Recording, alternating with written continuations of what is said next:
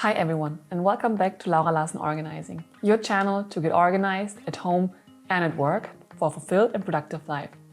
Today I have a total new topic for you, and this is organizing your thoughts. I show you in 4 simple steps how you can get rid of the chaos in your head and get a clear mind. So let's go.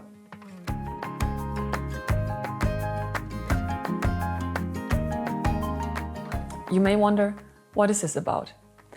Well, as I said in many videos before, you can, and actually also you should, organize every area of your life. Organizing is a tool to create clarity in these different areas, and it's my job here to show you how you can do this in these different areas. So today is about organizing your thoughts. What does it actually mean and why is that so important? Maybe you know this moment where you have so many thoughts in your head, you have such a huge carousel of things going on and thoughts running through your mind that you can't even grab a clear thought, not even talking about making an important decision or getting the work done that you want to do. And organizing your thoughts is actually a way to calm down your mind, stop the carousel, and find a clear way of what you're thinking. It helps you to find a solution from all the chaos that's going on in your head, and also at the same time to be creative. So, how can you do it?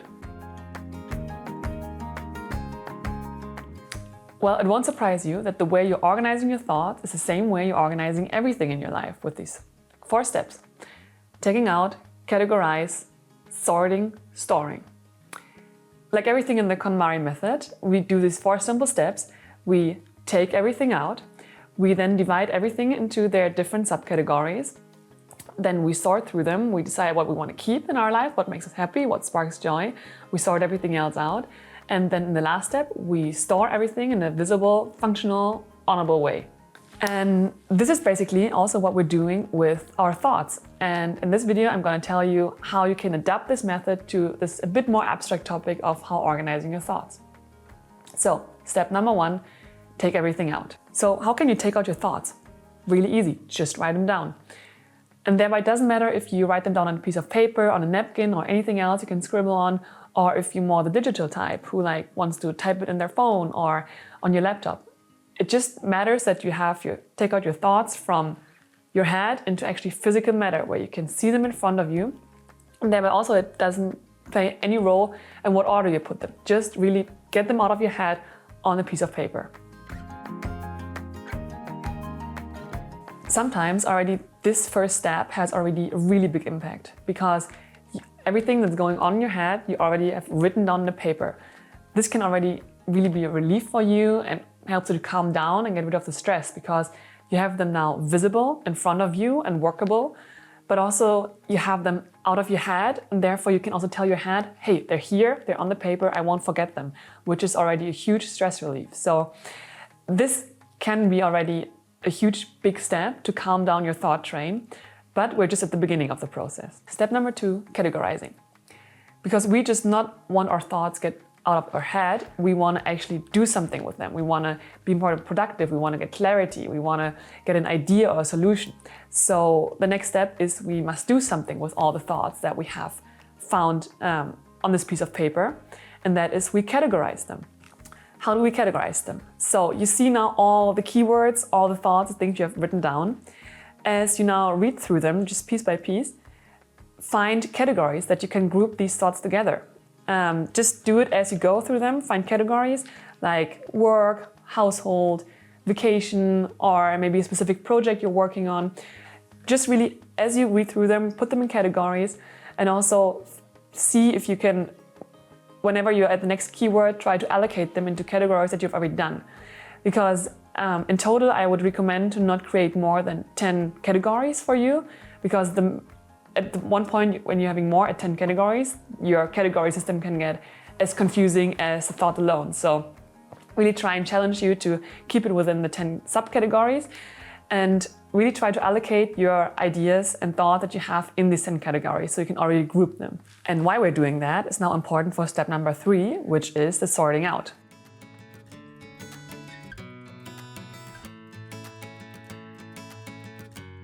Having put every single of your thoughts in these categories helps you already to get an overview of what is actually going on in your mind and helps you already to create a little overview of what's going on. It helps you to already see how many thoughts you have within one category, which already helps you also to get a sense of, okay, which category is most pressing, which category is like really blocking your mind right now.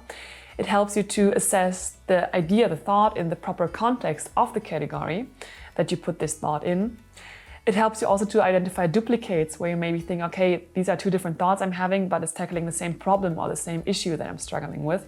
So step number 3 is really sort through all the thoughts that you have gathered in step number 1.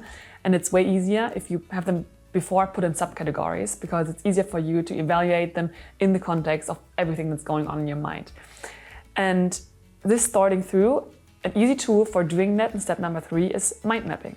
Mind mapping is a tool to actually organize and categorize your thoughts. But also you can create hierarchies or prioritize your categories and thoughts within those categories. This mind map then really helps you to see the connection and the bigger picture of everything that's in your mind right now. And again, if you're more the digital type, there are a lot of tools for your phones or for online that you can use to do this all digital. So just search for it and you will find a lot of free resources for that.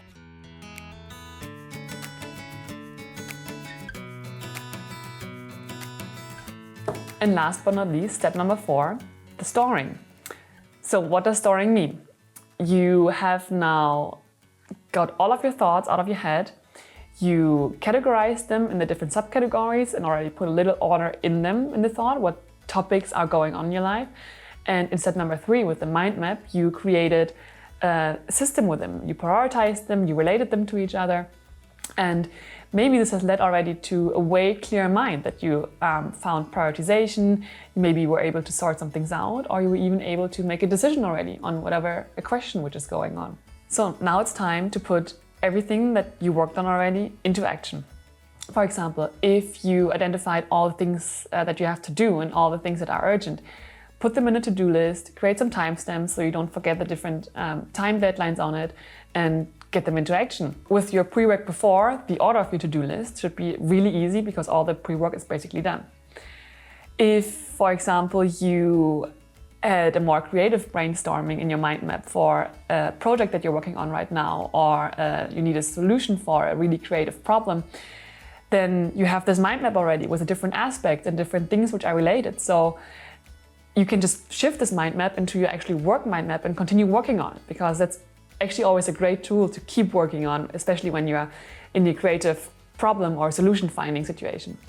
So sorting in this term really means do something with the mind, because our thoughts are not just there for fun. Our thoughts are a part of us, but especially always our thoughts want to tell us something. They are a great tool for us to actually go and act in that direction where we want to. So our goal was not just to put our thoughts out of our head, to calm down our head. We organized them to actually find a solution to then act in a different way. We just don't want to have our thoughts out of our head and then on a piece of paper that we can just put somewhere. No, we wanted to do something with it. So that's step number 4, is putting them into action, getting the real action recommendations out of whatever you painted there.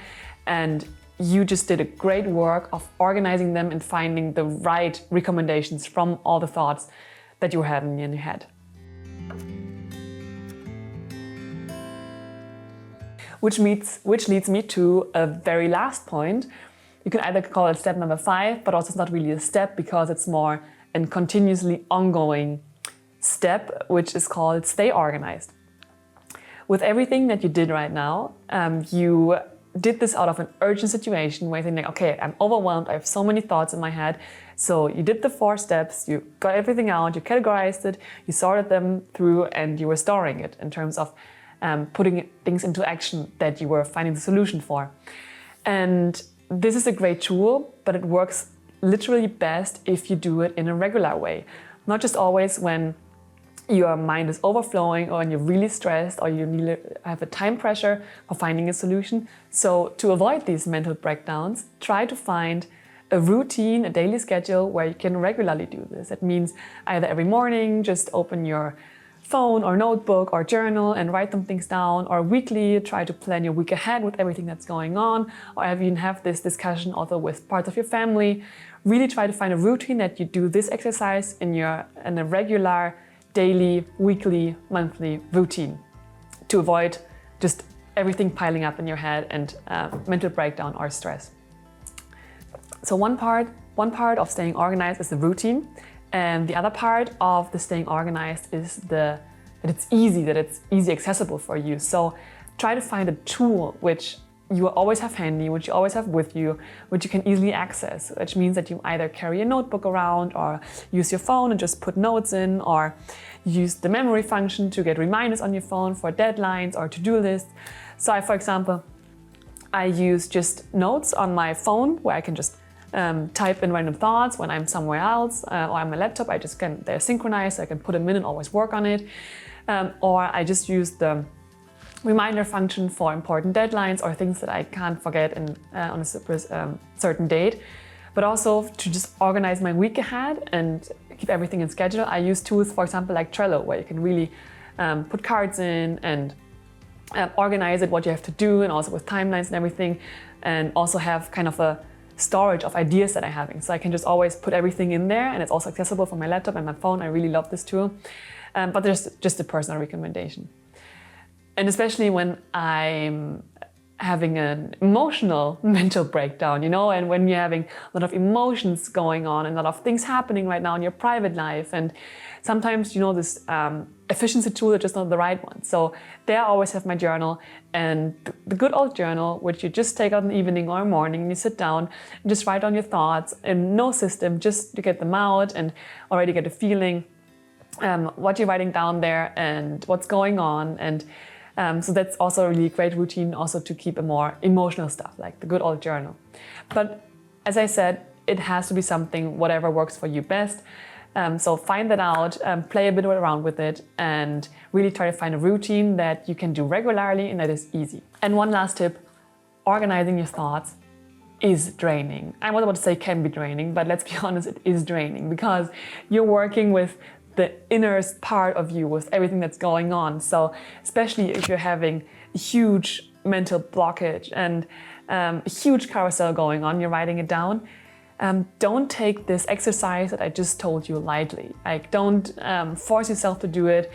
If you're feeling like totally overwhelmed, take a break, take a step back, maybe take a walk outside, take a breath, just take a break and do something else. And when you feel like you're recharged or you did something else, go back to the work and continue. Because this, like every other organizing, is a draining process. So don't push it. Don't distract yourself with like music or a TV going on. Like, really try to focus, but also give yourself the break and the time for doing it. You see, organizing your thoughts isn't as of a crazy idea as you might thought in the beginning. With these 4 to 5 simple steps of checking everything out, writing them down, categorizing them, sorting them through, prioritizing them, and then putting them into action. And the 4.5 find a routine where you can do this regularly and easy and accessible. You should be able to get your mind from chaos to clarity and calm you down and create yourself a less stressful life. So if you liked the video, I would be happy if you would hit that like button or share the video with someone else you thought you can maybe need it. And if you have questions, leave me a comment here in the comment section, or go to my social media and write me there, or go visit my website. And I wish you good luck with creating a clear mind, and also regarding this topic, I wish you happy organizing.